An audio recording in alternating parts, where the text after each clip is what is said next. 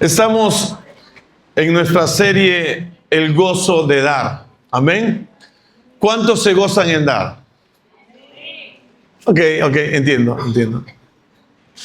Y fíjate, es que el gozarnos para dar es un aprendizaje también. Porque lo que se nos ha enseñado es a no dar. Es más, parte de la práctica cotidiana en muchos hogares ha sido, digo ha sido porque tengo la esperanza de que esté cambiando todo esto. Por ejemplo, el hombre trabaja y la mujer se quedaba cuidando a los hijos y el hombre le daba solamente para la comida en muchos casos, ¿no?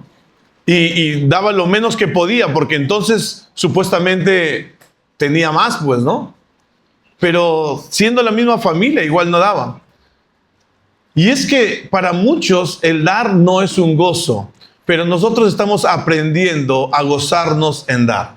Amén. Dile que está a tu costado, ¿estás aprendiendo, hermano? Yo espero que sí. Estamos en nuestro tercer tema de esta serie, el gozo de dar. Y hoy voy a tocar el tema libertad para dar. Libertad para dar. La semana pasada establecimos que Dios es la fuente de donde proviene todo lo que poseemos. Amén, ¿se acuerdan? Los que vinieron la semana pasada, Él es la fuente de donde proviene todo lo que tenemos. Dios puede ser la fuente, mi hermano. ¿Sabe por qué? Porque Él es el dueño de todo. Dios es el dueño de todo. Dile al que está a tu costado, Dios es el dueño de todo. Miren lo que dice Salmos capítulo 24, versículo 1. De Jehová es la tierra y su plenitud, el mundo y los que en él habitan. O sea, usted y yo también somos de él, del Señor. ¿Está conmigo? Usted y yo también somos de él. Ageo 2:8 lo ratifica de otra manera. Dice, mía es la plata y mío es el oro, dice Jehová de los ejércitos. En Salmos vimos que es todo del Señor. Ageo se centra en la plata y el oro y dice, es del Señor. Todo. Y pastor, ¿y el titanio? También, pues. ¿Sí me entendió? Todo es del Señor. Romanos 11:36 lo dice de esta manera. Porque de Él y por Él y para Él son todas las cosas. A Él sea la gloria por los siglos de los siglos. Amén. ¿Está conmigo? Esto nos enseña, mi hermano, que de Dios es todo. El rey David lo dijo en otras palabras. En 1 Crónicas 29:14. Yo espero que esté apuntando las citas bíblicas para que después lo repase en casa. En 1 Crónicas 29:14, el rey David, cuando estaba cediendo su reinado a su hijo Salomón, termina diciendo esto después de poder recibir todo y almacenar todo lo que iba a ser necesario para construir el templo, que Dios le dijo que él no lo construiría, sino su hijo Salomón. Pero David le dejó todos los materiales que necesitaría usar para construir el templo. Y cuando está en eso, terminando, dándole la posta a Salomón, dice, porque ¿quién soy yo y quién es mi pueblo para que pudiésemos ofrecer voluntariamente cosa semejante? Pues todo es tuyo y de lo recibido de tu mano te damos. El rey David y los hombres de Dios de la Biblia reconocen que lo que nosotros ofrecemos a Dios como ofrendas, diezmos, primicias y cualquier otra forma de dar es de lo que hemos recibido de Él. Mire, ¿usted cree que ellos no trabajaban? ¿Usted cree que ellos no cosechaban, no cultivaban, no negociaban? ¡Claro que sí! Y en el tiempo del rey David salían a la guerra. Pero David, el rey David y los otros siervos de Dios que reconocen y que hemos leído esto, se dan cuenta que es Dios proveyéndoles a través del trabajo, a través del negocio, a través de las diferentes actividades que hacían para poder tener los recursos que tienen, que poseen. Y esta es la pregunta para usted y para mí hoy. ¿Reconocemos usted y yo que es Dios quien nos provee lo que tenemos? Lo que hay en tu cuenta bancaria, lo que tienes guardadito y que ni tu esposa o tu esposo lo sabe. Escúchame, Dios te lo ha dado. tú has trabajado, tú te has esforzado, eso está bien, porque el trabajo es una bendición, mi hermano. El trabajo es la primera bendición que Dios le dio al hombre. Amén. Amén. Está bueno, está bueno. Quiero que vea el trabajo como una bendición. Mi hermano, todo es del Señor. Entonces, ¿qué somos nosotros? Si todo es del Señor, ¿qué somos nosotros? Nosotros no somos los dueños, entonces, pastor. Ajá. Tienes toda la razón. Dile a que está a tu costado, no eres el dueño. Entonces, ¿qué somos? La Biblia dice que somos mayordomos, dicho en una palabra más moderna, administradores de lo que Dios nos da. Eres un administrador de lo que Dios te da, un mayordomo. ¿Sabe? La peculiaridad del mayordomo es que estaba sobre todas las posesiones del amo, del dueño. Y el mayordomo podía tomar decisiones porque él sabía el corazón de su amo. El mayordomo que conocía, el que generalmente lo conocía, sabían en qué dirección iba el corazón de su amo, y ellos tomaban decisiones aunque su amo no les hubiera dicho algo específico al respecto. ¿Por qué? Porque conocían el corazón de su amo. ¿Está conmigo? El mayordomo era el encargado de pagar todo lo que se necesitaba, de sustentar la casa del amo, los trabajadores, de pagar las cuentas a los acreedores. Hermano, era como si fuera de él, pero no era de él. Y él necesitaba ser muy responsable porque al fin y al cabo su amo le pediría cuentas. ¿Está conmigo? Si usted cree que Dios no le va a pedir cuentas a usted de todo lo que ha manejado, está equivocado. Seas creyente o no creyente, Dios te pedirá cuentas un día de todo lo que ha puesto en tu mano. Y cuando hablo de todo lo que ha puesto en tu mano, no me refiero solamente al dinero. Me refiero a tus hijos, a tu cónyuge, a tu familia. De todo lo que ha puesto en tu mano. Amén. El apóstol Pablo nos dice así: así pues, téngannos los hombres por servidores de Cristo y administradores de los misterios de Dios. Ahora bien, se requiere de los administradores que cada uno sea hallado fiel. El apóstol Pablo está hablando específicamente aquí de administrar los misterios de Dios. Y es la verdad que Dios nos da a conocer y que nosotros la compartimos con todos ustedes. Y esto es lo que yo estoy haciendo ahora. Mi hermano, pero no es solamente administradores de la verdad de Dios. También somos administradores de todo lo que Él nos ha dado. Si somos administradores y debemos ser hallados buenos administradores de la verdad de Dios, ¿cuánto más de todas las cosas que se nos ha entregado? Jesús dijo en Mateo capítulo 12, versículos 42 al 46, lo dijo así: ¿quién es el mayordomo fiel y prudente al cual su señor pondrá sobre su casa para que a tiempo les dé su ración? Bienaventurado aquel siervo al cual, cuando su señor venga, le halle haciendo así. En verdad os digo que le pondrá sobre todos sus bienes. Mas si aquel siervo dijere en su corazón, mi señor tarde en venir, y comenzare a golpear a los criados y a las criadas, y a comer y a beber y a embriagarse, vendrá el señor de aquel siervo en día que éste no espera, y a la hora que no sabe, y le castigará duramente, y le pondrá con los infieles. Mi hermano, el Señor está a través de esta parábola, está haciendo una descripción de lo que Dios espera que usted y yo hagamos. ¿Cuántos dicen, uy, Jesús se demora mucho en venir? ¿Vendrá Jesús? Ya van más de 2000 años y ¿vendrá Jesús? Mira que está a tu costado y dile, ¿va a venir? La pregunta no es si vendrá. ¿Sabe cuál es la pregunta? ¿Estás preparado? Ni siquiera es cuándo la pregunta. La pregunta es, ¿estás preparado? Sí, después me voy a preparar.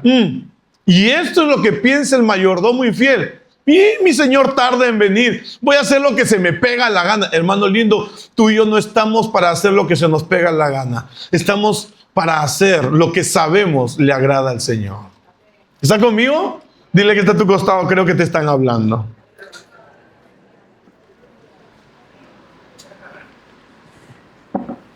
Esto que acabamos de leer es una referencia a lo que el Señor espera que hagamos con los bienes que Él nos entrega. Y a través de las diferentes maneras como los obtenemos, lo que Él espera que hagamos con ellas es su voluntad. ¿Ok? En otras palabras, que el dinero deje de gobernar nuestro corazón. Eso es lo que el Señor quiere. Que el dinero deje de gobernar tu corazón. Hoy veremos varias formas de dar que el ser humano ha practicado y que están escritas en la Biblia, que la palabra de Dios nos muestra como ejemplo de acción y motivación de algo bueno. Y vamos a ver principalmente las que están en el Antiguo Testamento, que son las más saltantes, y se las voy a comentar inmediatamente. La primera que vamos a ver, o sea, esto es lo que le voy a comentar es bajo la ley, ¿ok? Cuando el Señor les manda, es una orden de Dios. Ellos debían cumplir, ¿ok? ¿Qué es lo que ellos debían cumplir como orden? Primero, el diezmo. Y me refiero al pueblo de Israel. El diezmo. ¿Qué es el diezmo? El diezmo es la 10ª parte de mis ingresos, de lo que tú ganas.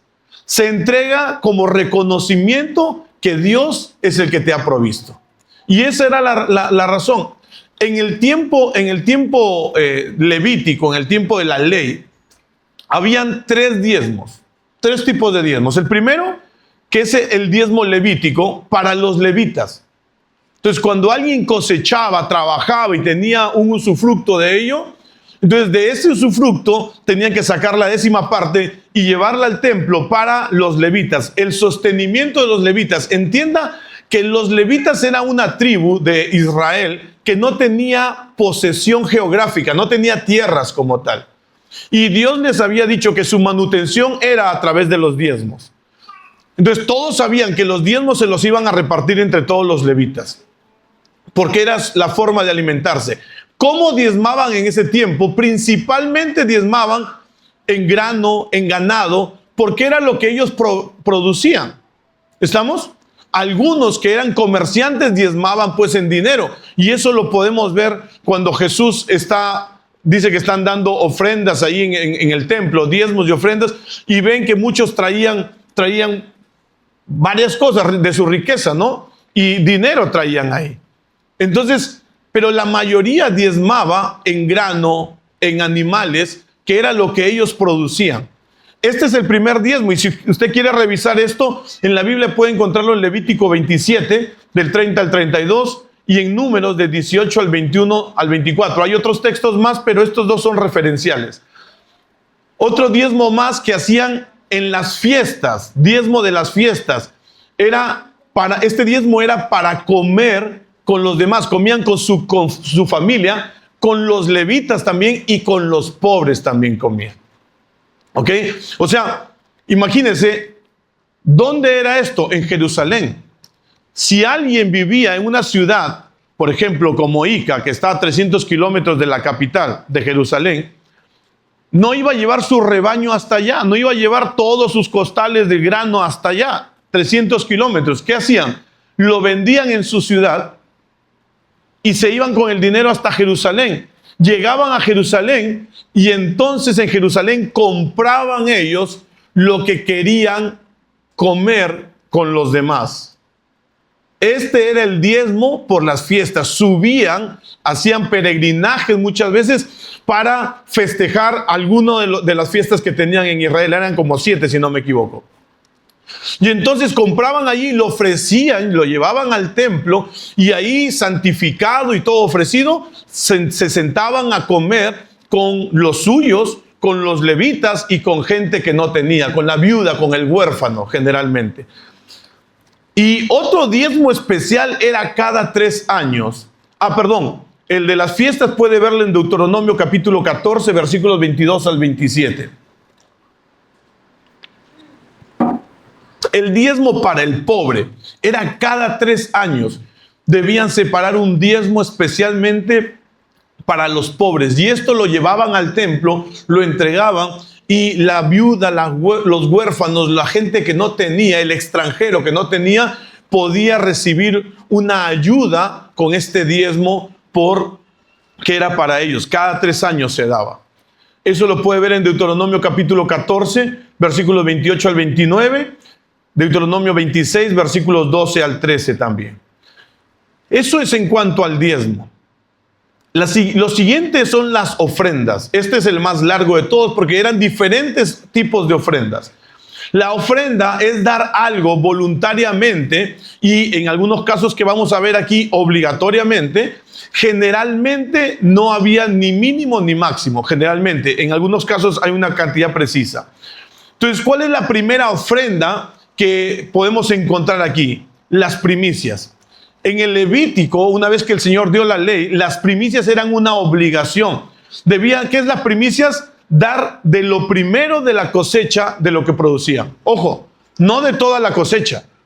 Se cosechaba por tramos. Entonces, cuando ya comenzaban a cosechar de ese primer tramo que habían cosechado, el agricultor o de lo que comenzaban, si son animales, de lo que estaban cosechando, de lo que estaban sacando que habían producido, el dueño sacaba una porción. ¿Cuánto? ¿Cuál era el porcentaje? No hay porcentaje. Las primicias, si el dueño se le ocurría por semejante gratitud con Dios, podía dar toda la primera cosecha y dejar lo demás para él. O podía dar una porción y llevarlo como ofrenda de primicias. No hay una cantidad. Todo dependía en ese momento de él. Esto sí era obligatorio. Versículos que nos ayudan y que va a encontrar acerca de esto es Éxodo 23, 19, Deuteronomio 26, del 1 al 11, Proverbios 3, del 9 al 10, también nos hablan de las primicias. Otra cosa más, aquí tenemos ofrendas y sacrificios según el culto, o el sistema de culto. Y aquí encontramos, por ejemplo, holocaustos, ofrenda vegetal, ofrenda de paz, ofrenda por el pecado, ofrenda por la culpa, entre otras más. He seleccionado estas, hay algunas otras más también. Pero el holocausto, para que tenga una idea, era un animal y se entregaba voluntariamente. No estabas obligado a hacer holocausto. ¿Por qué haría yo un holocausto? Un holocausto tenía que ser un animal. Dependiendo del dinero que tenía la persona, podía ser un becerro, una vaca, una oveja, un chivo o 2 tortolitas. Los más pobres ofrecían 2 tortolitas. El holocausto se tenía que quemar completamente, no se comía nada de ahí. Se ofrecía y se quemaba completamente. ¿Qué era lo que se buscaba? Entrega total y aceptación delante de Dios. Es decir, si yo ofrezco un holocausto, lo que estaba buscando era, me decido entregar a Dios totalmente. O aceptación, busco aceptación delante de Dios, por eso le ofrezco este holocausto en ofrenda. ¿Sí me dejo entender? Esa era la motivación. Por eso es que era voluntario, no estabas obligado a hacerlo. Pero si querías, así como acercarte a Dios, que Dios te acepte, ofrecías ese holocausto. La ofrenda vegetal era cereal, generalmente era cereal, también era voluntaria. Y en algunos casos, la ofrenda de cereal iba acompañando a otra ofrenda obligatoria. ¿Ok? Pero generalmente cuando era cereal solamente, era voluntaria. Y buscaba agradecer por la provisión, por el fruto del trabajo. Entonces, si Dios me había bendecido en mi trabajo, de pronto llevaba al templo una ofrenda de cereal. Y esa ofrenda se comía y una parte se quemaba y otra parte se comía con los levitas, ¿no? Y todos los que trabajaban en el templo. La siguiente es la ofrenda de paz. También era voluntaria. Era un voto. De aquí vamos a ver lo que es un voto. Era voluntaria, o sea, la ofrecía voluntariamente o por voto, ¿ok? Ya lo voy a decir, voto es algo que usted promete que iba a hacer, ¿estamos? Entonces de pronto promete que va a hacer algo y lleva esa ofrenda de paz al cumplir esa promesa. ¿Qué era lo que buscaba? Buscaba comunión, celebración, acción de gracias. Entonces yo estaba agradecido por algo. Mi novia me aceptó. Agradecido con Dios porque mi novia me aceptó. Entonces llevaban una ofrenda de paz. Una ofrenda que buscaba celebrar algo, ¿no? Y comunión con Dios. Otra ofrenda tenemos, perdón, ahí eso está en Levítico 3, la ofrenda vegetal en Levítico 2, el holocausto en Levítico 1, el libro de Levítico. Ofrenda por el pecado, Levítico 4. Esta sí era obligatoria. Buscaba el perdón y la purificación por pecados no intencionales o impureza. Cuando alguien se volvía impuro, por ejemplo, si tocabas el cuerpo de un muerto, te volvías impuro. Por ejemplo, si el hombre emitía algún fluido fuera de lo normal, era impuro. Tenía que ofrecer una ofrenda por la culpa. Si pecaba no intencionalmente, ahí tenía que ofrecer una ofrenda por el pecado. Entonces, era obligatorio para que Dios te perdone eso. Pero es que yo no lo quise hacer. Tiene que hacer esa ofrenda. Entonces, la gente traía esa ofrenda que generalmente eran animales. Ya sabe, de acuerdo a la capacidad adquisitiva de cada uno. Y llevaba un animal para perdón, para que sea perdonado, obligatoriamente. Ofrenda por la culpa, también era obligatoria. Y buscaba también el perdón de Dios por la culpa y por restitución, por algo que sí había hecho, ¿no? Algo que había hecho adrede. Ofrenda por el pecado es pecados que sin querer queriendo. Y ofrenda por la culpa era porque habías hecho que estaba mal. Y esa ofrenda incluía restitución, hacer algo para que al que yo he dañado le sea restituido lo que yo le he hecho perder. ¿Está conmigo?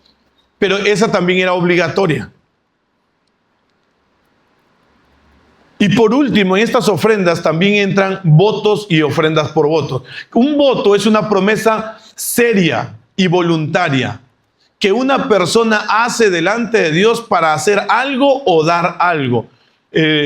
Libro de Números capítulo 30, Deuteronomio 23, del 21 al 23 también nos habla acerca de los votos. Entonces, dice en otra parte que si vas a hacer un voto, asegúrate de cumplirlo. O sea, si vas a hacer una promesa a Dios, asegúrate de cumplirlo. Porque más vale no prometer que prometer y no cumplir. Entonces, para los israelitas, para Dios, una promesa es seria. Que tú y yo le hagamos a Dios una promesa, eso es serio. Entonces, a Dios, si le hacías, por eso dice la Biblia, si a Dios le prometes algo, no tardes en cumplirlo. ¿Está conmigo? Estos votos eran, por ejemplo, Señor, yo te prometo servir 1 año en el templo. Estoy hablando en el tiempo levítico. Te prometo servir 1 año en el templo si es que tú me bendices con que mi sembrío coseche bastante, no sé, 100 por 1. El sembrío cosechó bastante. Él estaba obligado a cumplir su voto. Era una promesa. ¿Está conmigo? Sí se entiende, ¿verdad? Eso era un voto. Ahora, ese voto era voluntario. Nadie lo obligaba a hacer ese voto. Nadie obliga a las personas a hacer ese voto. Entonces, una vez que se cumplía lo que se había propuesto, se tenía que cumplir el voto. Usted recordará, hemos tocado alguna oportunidad, Ana, la mamá del profeta Samuel, no podía tener hijos. Y ella oró en el templo, oró llorando y le decía, Señor, si tú me das un hijo, yo lo dedicaré para tu servicio. Y quedó embarazada. Y después que destetó al niño, Ana llevó al niño, a Samuel, y lo llevó al templo. Cuando ya el niño estaba destetado y ya grandecito, ya podía caminar. Y lo llevó al templo. Y allí fue como comenzó el profeta Samuel a criarse en el templo. Y luego el Señor lo llama para ser profeta. Mire, Samuel fue el cumplimiento de un voto de su madre. Y esa ofrenda, ese voto cumplido, también fue la primicia, porque fue el primer hijo que tuvo y que lo entregó. ¿Está conmigo? Entonces, ese era el sistema que había. Si usted se da cuenta, mi hermano, todos estos son del Antiguo Testamento, bajo la ley. ¿Alguno de estos aparece en la Biblia fuera del Antiguo Pacto? Sí. ¿Fuera de la ley? Sí. Aparecen los diezmos y las ofrendas, como las primicias, fuera del Antiguo Pacto. También los votos. El diezmo aparece en Génesis, que la semana pasada lo tocamos también. Génesis 14, versículos 18 y 20. Que es la primera vez que se menciona la palabra diezmo, cuando Abraham llega de vencer a sus enemigos y Melquisedec le da el encuentro y lo bendice a Abraham y le dice que Dios le ha entregado a sus enemigos en su mano, y Abraham, reconociendo esto, lo que Dios ha hecho por él, entrega los diezmos. De ahí es donde aprendemos que la motivación del diezmo, mi hermano, no es un cambalache con Dios, es el reconocimiento de que Dios me ha provisto. ¿Está conmigo? Cuando Dios me provee, entonces yo, en respuesta a eso, digo: Señor, tú eres el que me ha provisto. Mi reconocimiento de ello, doy mi diezmo. Y eso, mi hermano, no estaba bajo la ley. ¿Esto sigue aplicable hasta ahora? Por supuesto. Hemos dicho más de una vez, las bendiciones de Abraham también son nuestras. Podemos aprender también de las prácticas de Abraham. Y esta es una buena práctica porque, repito, una de las cosas que el Señor quiere que tú y yo, que en ti y en mí se establezca, es que el dinero deje de gobernar nuestros corazones. ¿Está conmigo? ¿Está conmigo o no? Dígalo con ganas, pues, así como. Otra cosa, un voto. Por ejemplo, Jacob huyó de su tierra y él se acuesta en cierto lugar pone una piedra por almohada y sueña que hay una escalera ahí que bajan y suben ángeles, y Dios le dice que ese lugar es santo, y Jacob lo llama Betel, ¿no? Casa de Dios y puerta del cielo, dice Jacob. Y ahí hace un voto Jacob. ¿Cuál es el voto? Dice: Señor, yo voy donde mi tío, si tú bendices mi viaje, prosperas mi viaje, y yo vengo de ahí bendecido, yo prometo darte de todo lo que me des el diezmo. Mire, en el caso de Jacob no está bajo la ley todavía, Jacob está mucho antes de la ley. En el caso de Jacob, su diezmo se convirtió en un voto. Si Dios lo bendecía y prosperaba su viaje, entonces él iba a dar el diezmo. Claro, Jacob no tenía que diezmar en ese momento, estaba solamente con lo que cargaba encima. ¿Me dejo entender? Porque estaba huyendo de su hermano que lo quería matar. Acababa de recibir la bendición de su hermano, que le correspondía a su hermano. Pero le dice: Señor, si tú me bendices, tú me prosperas, tú me provees, yo te prometo dar el diezmo. Entonces, lo que quiero que entienda es que el diezmo no es una cosa obligada. El diezmo es el resultado de un corazón agradecido que reconoce: Dios es mi provisión. ¿Está conmigo? ¿Está conmigo? Mira que está a tu costado, dile: ¿y tú reconoces? La segunda cosa que encontramos fuera del ambiente de la ley también son las ofrendas. Y de estas ofrendas, la que encontramos primerita son las primicias. Por eso es que nosotros practicamos las primicias voluntariamente. Usted sabe, el próximo que cae 1 de febrero, vamos a tener nuestro servicio de primicias. Y en Génesis capítulo 4, versículo 3 al 5, se nos menciona algo bien interesante. Abel, dice, trajo de los primogénitos, de los más gordos. El texto habla de esto. Caín, dice, trajo una ofrenda. Si usted lee el texto completo, se va a dar cuenta que mencionan la ofrenda de Caín como una ofrenda. Caín trajo una ofrenda al Señor, y también Abel trajo de los primogénitos, de los más gordos, no trajo de los más flacos, de los enclenques, de lo que menos le servía, no, trajo de los más bacanes al Señor. Y dice, y Dios miró con agrado la ofrenda de Abel y no miró con agrado la ofrenda de Caín. ¿Por qué? Algunos dicen que es porque Abel ofrendó ovejas, animales, en cambio Caín, vegetales, y a Dios no le interesan los vegetales. Yo no coincido con eso porque acabamos de ver una ofrenda de vegetales en la ley, cuando Dios manda cómo se debe hacer esas cosas. Pero lo que sí veo que se resalta aquí es la actitud. Cuando habla de la ofrenda de Caín, habla de una ofrenda. Tomó algo y lo entregó. Pero cuando habla de la ofrenda de Abel, que sí le agradó a Dios, habla de ¿qué? De que Abel se fijó en lo primero y en lo mejor. Diga conmigo, lo primero y lo mejor. Mi hermano, ¿es Dios primero en tu vida? ¿Cómo lo manifestamos que es Dios primero en nuestra vida? Dándole nuestro primer tiempo. Dándole también de nuestras posesiones lo primero y lo mejor. ¿Está conmigo? Dándole lo primero y lo mejor de mí como persona. Es que Dios es el primero. Mi esposa no es la primera. Es Dios el primero. Mi esposa es la segunda.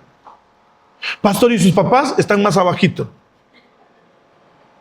Sí, es que ya no vivo con ellos. Antes que mis papás están mi mamá, mi esposa. Ay, pastor, no, para mí mis papás son más prioridad antes que mi cónyuge. Está equivocado. Si usted piensa eso, está errado y está haciéndose problemas. Créame, no está honrando su matrimonio. Pero eso es otro tema. Entonces, mi hermano, este es lo interesante.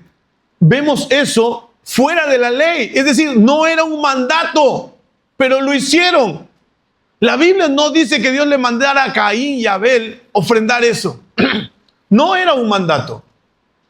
¿Por qué muchos de nosotros estamos pendientes de que si la Biblia nos manda hacer eso? La semana pasada hablábamos acerca de cómo Dios pide ofrenda y se menciona voluntariamente. Todos los que son movidos de buen corazón, todos los que su generosidad los mueve a dar. Hermano, siempre ha sido así. Siempre ha sido así. Solamente en la ley se les exigió. ¿Por qué? Porque era un tiempo bajo la ley. El ser humano debía entender, el pueblo de Dios debía entender que hay cosas que se tienen que hacer así porque sí. Porque, mi hermano, usted y yo no estamos en el estándar de Dios. Por eso necesitamos a Cristo. Amén. Miren, todas estas ofrendas que le he mencionado, principalmente las ofrendas que aparecen aquí como por el pecado y por la culpa, todas esas, las ofrendas por paz, todas esas ya no es necesario hacer. No, ¿por qué, pastor? Porque Jesús es nuestra ofrenda. Amén. Toda ofrenda que ellos hacían voluntariamente u obligatoria para poder estar en paz con Dios, voluntariamente iban y ofrecían para recibir perdón de pecados, para que Dios esté más cerca de mí. Todas esas ofrendas fueron cubiertas por Jesucristo. Ya no es necesario que usted haga ofrenda para eso. Ay, voy a traer una ofrenda a la iglesia para que Dios me ame más. Nos va a servir tu ofrenda, sí, pero a ti no te va a servir de nada. Porque esa paz y ese amor Dios te lo dio a través de Jesucristo. No necesitas ofrendar para eso. Pero lo que no se ha cortado es la expresión de mi gratitud y de mi reconocimiento de quién es mi proveedor, quién es el que me sostiene. Eso no se ha cortado ni se cortará, porque eso es algo que Dios ha establecido para que tú y yo voluntariamente, no con una pistola en el cuello, no con una amenaza de que te va a ir mal en la vida si no haces esto, no con una cosa que te manipule para dar, metiéndote miedo. No, sino que voluntariamente y en libertad, Señor, yo traigo mi diezmo, yo traigo mi primicia, porque tú eres mi proveedor, porque tú eres quien me sostiene. Tú eres quien me da clientes, tú eres quien me da gracia ante ellos, tú eres quien me permite llegar a más personas, tú me has dado gracia ante mi jefe, Señor, mi negocio está prosperando por las razones que sean. Cuando tú reconoces, Dios está conmigo, Dios me está bendiciendo, entonces no te olvides que una forma de reconocer es ofrendando, diezmando, dando esas primicias, porque esto ayuda a la extensión del reino de Dios. ¿Está conmigo? ¿Está conmigo, iglesia? Hermano, que nadie, no permita usted que nadie siembre miedo en usted para dar. Pero cuando dé, por el amor de Dios, pon tu corazón en su lugar. No es para lograr algo. Es por gratitud y reconocimiento. Tú eres mi papá, tú eres mi proveedor. Yo te lo doy. ¿Está conmigo? ¿Está conmigo, iglesia? Alguien me dijo la vez pasada, pastor, ¿y los votos todavía siguen? Sí. ¿Todavía podemos hacer votos? Sí. Todavía puede hacer votos. No está prohibido. ¿No es necesario? Yo diría, eso depende de cada uno. Eso depende de cada uno. Es algo entre tú y Dios. Mi tío hizo un voto. Cuando leyó acerca de los diezmos, él hizo un voto como el de Jacob. Mi tío estaba endeudadazo, el negociante. Y le dijo, Señor, si tú me sacas de las deudas, yo diezmo. Eso es un voto. Su diezmo está pendiente de un voto. Él estaba como 3, 4 meses atrasado. En 2 meses estaba nivelado en azul. Y se olvidó, se le fue. Pasaron como 3, 4 meses más y otra vez estaba endeudado. Y él se acordó y dice, oye, pero Dios, tú me ibas a sacar. Y se acordó de que lo había sacado y él no había dado, no había cumplido. Por eso, cuando haces voto a Dios, cúmplelo. Y mira, la actitud de mi tío fue, Señor, tú cumpliste, yo no cumplí. Pues ahora voy a diezmar, aunque me hunda. ¿Usted cree que se hundió? Comenzó a diezmar, a cumplir con su voto. Mi hermano no solamente no se hundió, salió adelante, ha prosperado y el Señor le ha dado mucho más de lo que tenía en ese tiempo. Dios es fiel. Dios es fiel. La gratitud y el reconocimiento, ¿saben lo que hacen? Trabajan con el orgullo, con la vanagloria. Porque es fácil que el dinero tome el primer lugar de nuestro corazón. Y Dios quiere que Él esté en el primer lugar de tu corazón. ¿Amén? ¿Está conmigo? ¿A Dios solamente le interesa mi 10% nada más, pastor? No. Dios te va a pedir cuentas de qué has hecho con todo lo que te ha entregado. Escúcheme bien. Tú puedes traer el diezmo, la primicia, las ofrendas que quieras. Pero cuando Dios nos pida cuentas, nos va a pedir cuentas por todo lo que Él nos ha entregado. Porque Él es el dueño de todo. Y tú y yo somos su creación, sus hijos, sus administradores. ¿Amén? Amén. Pastor, pero ¿puedo usar dinero para viajar con mi familia? Por supuesto, hermano, Dios te bendice para que disfrutes también. Pero no te olvides quién te proveyó. ¿Está conmigo? Usted debe disfrutar con su familia. O sea, eso no está en discusión. Pero no se olvide que Dios es el primero. ¿Amén, iglesia? Amén. Cierre sus ojos un momento.